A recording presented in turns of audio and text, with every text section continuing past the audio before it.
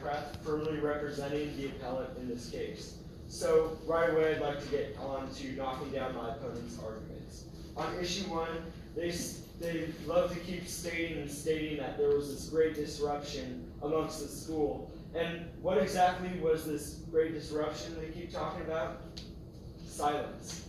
You know, in what world can we really call silence a great disruption to learning and education, especially when it's during a recess and break time? You don't think, counsel, that gathering 500 people in one place at one time is not disruptive? Your Honor, I think I can certainly agree there if they were yelling or screaming or throwing stuff around, but when we're talking about a group of 500 students being silenced, there really is no disruption there. But the principal had to predict what might happen if there was this kind of demonstration, right? Yes. Couldn't she have predicted, given the difference in the community of opinions about this, that there might be other students who might mix it up with the protesters, and it might get out of hand?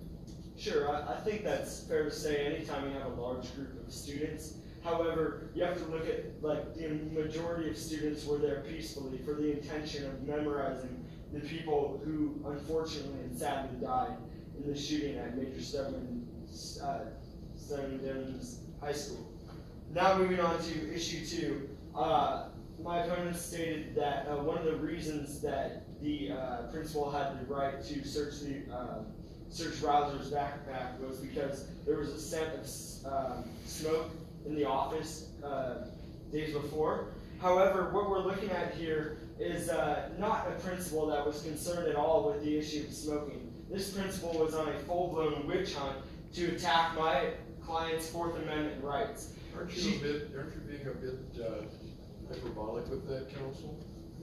Where does it say in the record that she was on any kind of witch hunt? Well, let's look back to the facts of the case. She chose not to search on the day that she smelled the smoke in the office, which would have been a good time, right? Considering that there was a scent of smoke in the office.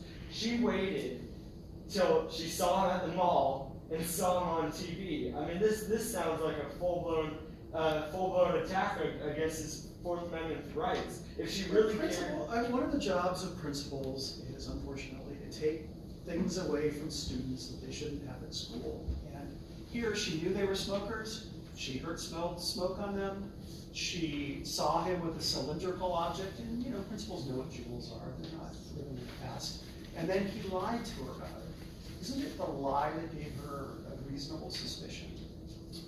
Well, you know, I believe our client had the right to lie to protect his Fourth Amendment rights. She had no reason to be going into his backpack in the first place, if you look back at the facts of the case. Well, he might have a right to lie, but that doesn't answer the question, because the point is, once he says, you know, you're mistaken, wouldn't a reasonable principal think, well, he's lying to me about a smoking object, and I know he's a smoker, and I smelled smoke, and I'm going to look at his backpack. Why isn't that a reasonable inference to draw from the articulable facts? And if I can add to the end of that, Sure. Why else would he lie? He's hiding something, isn't he?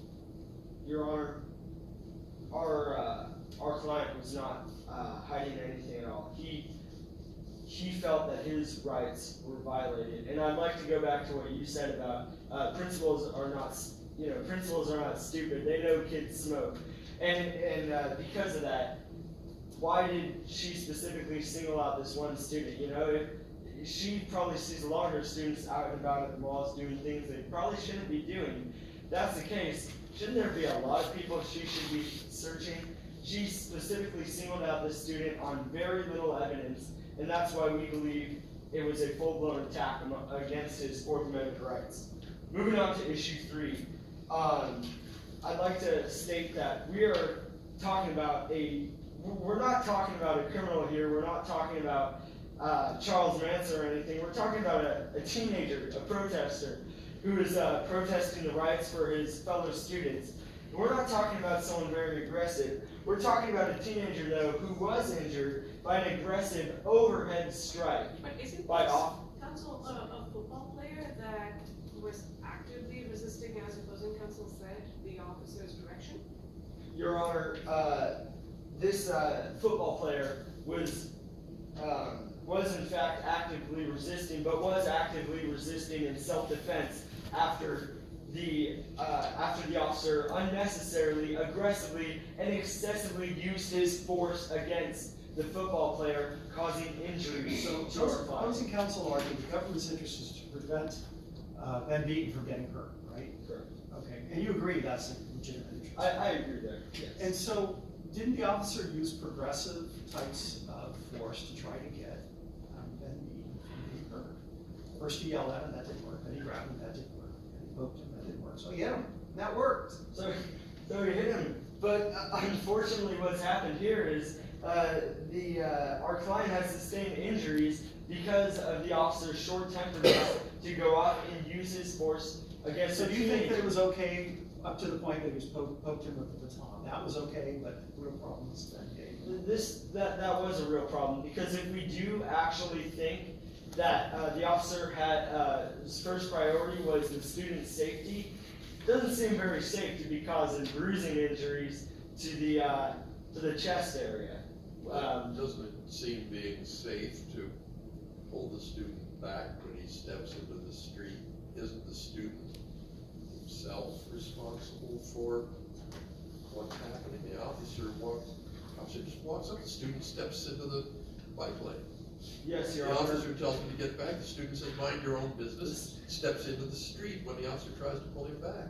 What else can the officer do? He's gotta get his attention. He's gotta protect him, doesn't he? Your Honor, our client was not in immediate danger by being in the bike lane, and seeing that my time is up, I'm gonna ask that you reverse the decision. Thank you. Thank you.